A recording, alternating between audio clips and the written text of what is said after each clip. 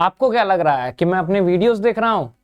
जी नहीं, ये जो वीडियो मैंने कल डाला था उसमें आप लोगों ने सबसे ज्यादा कमेंट किया है, कुछ उन बच्चों ने लीगल को लेकर के भी कमेंट किया है, मैं उस पर भी वीडियो बनाऊंगा। लेकिन सबसे पहले कॉमन काउंसलिंग पोर्टल क्या होता है उस पे आप लोगों ने कमेंट किया कि सर कॉमन काउंसलिंग पोर्टल क्या होता है, इस पे वीडियो बना दीजिए, क्या जानना जरूरी है। मैं आपको बता देता हूं, कॉमन काउंसलिंग पोर्टल अगर आपके लिए आता है तो वो इंपॉर्टेंट है रहेगा और वो बहुत अच्छा भी रहेगा। दूसरी चीज, इसकी शुरुआत कहां से हुई, क्यों इसकी बात होती है। कल जब आप लोगों को मैंने बताया कि जब एम जगदीश कुमार जो यूजीसी के चेयरमैन हैं, उन्होंने जब इंटरव्यू दिया तो उन्होंने कहा कि हम लोग जो कमेटी बनी थी, एस राधाकृष्णन कमेटी जो बनी थी, जो इसरो की चीफ थे, उनके अंडर में उनके सारे रिकमेंडेशन को इंप्लीमेंट करने की कोशिश करेंगे। जब सारे रिकमेंडेशन को इंप्लीमेंट करने की कोशिश करेंगे तो फिर एक आएगा कि एक कॉमन एग्जाम कराने की बात हो रही थी कि सारे स्ट्रीम खत्म हो जाएंगे, एक ही एग्जाम होगा सारे स्ट्रीम के लिए, then everyone will go in the different subject और फैकल्टी। फिर बात हो रही थी कॉमन काउंसलिंग पोर्टल की, जो कि आप लास्ट ईयर की काउंसलिंग 2024 की जब हुई थी तो वहां पे जो है एनटीए के एक सीनियर, एनटीए या फिर UGC, I am bit confuse here, यहाँ पे जो है एक सीनियर थे, उन्होंने इंटरव्यू में इंडियन एक्सप्रेस को कहा था कि कॉमन काउंसलिंग पोर्टल लाने की तैयारी की जा रही है। अभी बहुत बड़े बड़े यूनिवर्सिटी जैसे हैदराबाद, बीएचयू, डीयू, जेएनयू, इन लोगों से बातें चल रही है कि कॉमन काउंसलिंग पोर्टल लाने की हम बात करेंगे आने वाले समय में।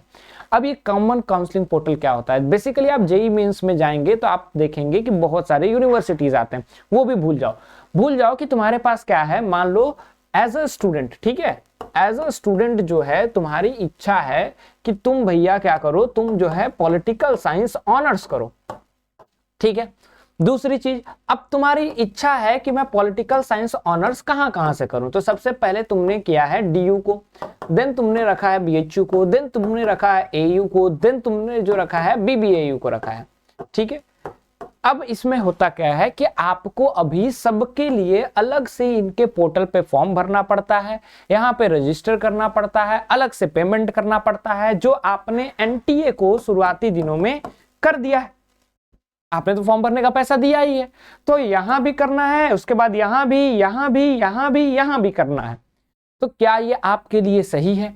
इनसे रिलेटेड बातें चलती हैं, तो इसीलिए कहा जाता है कि कॉमन काउंसलिंग पोर्टल का समय आ गया है, जहां पे आपको बस एक फॉर्म भरना रहेगा, ठीक है। अब थोड़ा सा ध्यान से सुनना कि तुमको करना क्या रहेगा, ठीक है। इसको मैं रब कर दे रहा हूं थोड़ी देर के लिए, ठीक। तो कहते हैं कि आपको एक फॉर्म भरना रहेगा और उसी फॉर्म में सारी चीजें हो जाएंगी। मतलब कि दो चीजें हैं, अब थोड़ा इसको आप अच्छे से समझिएगा तो तुमको समझ में आ जाएगा कि मैं क्या कहना चाहता हूं। दो चीजें हैं, एक तो या तो कोर्स कॉम्प्रोमाइज करने की बात आएगी या फिर आपका यूनिवर्सिटी कॉम्प्रोमाइज करने की बात आएगी। सपोज मैं बताता हूं, अब कॉम्प्रोमाइज करने की बात कैसे आएगी मैं बताता हूं, थोड़ा लार्जेस्ट पर्सपेक्टिव से आप समझिए।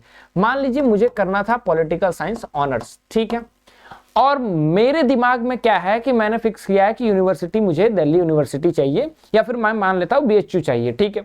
अब समझिए हो क्या रहा है, अगर मैं बीएचयू यूनिवर्सिटी को चूज कर रहा हूं तो मेरा पहला प्रेफरेंस क्या रहेगा यूनिवर्सिटी में? पहला प्रेफरेंस मेरा रहेगा बीएचयू। मैंने बीएचयू क्यों चुना?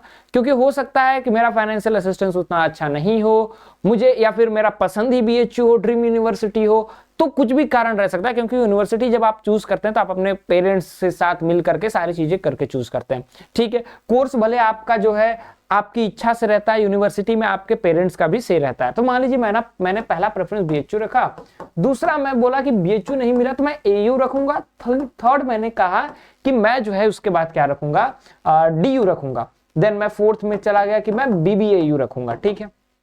ये हो गया, करना मुझे पॉलिटिकल साइंस ऑनर्स है। अब इसमें भी अगर पॉलिटिकल साइंस नहीं मिले तो फिर मुझे क्या करना है? मुझे फिर हिस्ट्री ऑनर्स करना है। अब क्योंकि एलिजिबिलिटी क्राइटेरिया तो सबकी अलग है ना, ये कहेगा कि मुझे जीटी लैंग्वेज दो, ये कहेगा 2 डोमेन 1 लैंग्वेज और जनरल टेस्ट दो, ये कहेगा कि 3 डोमेन और 1 लैंग्वेज और 1 लैंग्वेज दो, वो भी आपका ये क्या होना चाहिए, 12th बोर्ड का होना चाहिए। तो ऐसे सारी एलिजिबिलिटी क्राइटेरिया होंगी। तो सबसे पहले आपको प्रेफरेंस डालना होगा कि आपकी यूनिवर्सिटी क्या है, ठीक है। आपने मान लो 3 डोमेन 1 लैंग्वेज और 1 जीटी का एग्जाम दिया आपने, सपोज इसी के टर्म में मैं बता रहा हूं, 3 डोमेन 1 लैंग्वेज 1 जीटी का आपने एग्जाम दिया। अच्छा, वीडियो समझ में आ जाएगा तो कमेंट सेक्शन में थैंक यू बोलना मत भूलना भाई, ठीक है। और आज के बाद कहीं भी कॉमन काउंसलिंग पोर्टल की वीडियो देखना भी मत, ठीक, ध्यान दो। अब कहते हैं कि अगर ये तुमने दे दिया सबके लिए तुम एलिजिबल हो, अब तुमको करना क्या है, कुछ नहीं करना है, तुम यूनिवर्सिटी के प्रेफरेंस को डालोगे। मैंने ये प्रेफरेंस डाल दिया। अगर आप यहाँ के कट ऑफ को क्लियर कर जा रहे हैं तो आपको पहला यहाँ पे मिल गया, मान लो पहला ऑप्शन यहाँ पे मिला, फिर आप अपग्रेड के लिए डाल देंगे, फिर ये मिलेगा, फिर अपग्रेड के लिए डालेंगे, ये मिलेगा, मतलब एक ही फॉर्म में आपका सारी चीजें हो जाएंगी। अब इसमें विद इन द DU आपको कॉलेजेस चूज करने का मौका मिलेगा, ठीक है। आप कॉलेज चूज कीजिए, देन इट कम्स आप प्रेफरेंस आपको भरना होगा।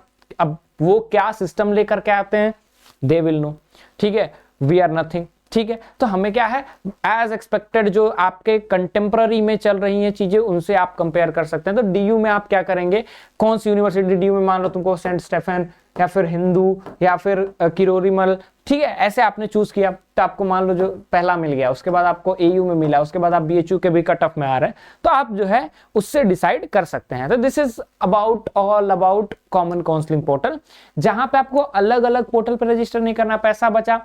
इससे सबसे बड़ी चीज क्या बचती है, यूनिवर्सिटीज को टाइम, आपके लिए भले नहीं, आपके लिए पैसा लगा होगा, यूनिवर्सिटी को टाइम बचता है भैया, कि बहुत जल्दी ये जो काउंसलिंग की प्रोसेस है वो कंप्लीट हो जाती है। हम लोग के लिए भी टाइम बचेगा, वो काउंसलिंग हम लोग के लिए भी बहुत लंबा हो जाता है, ठीक है।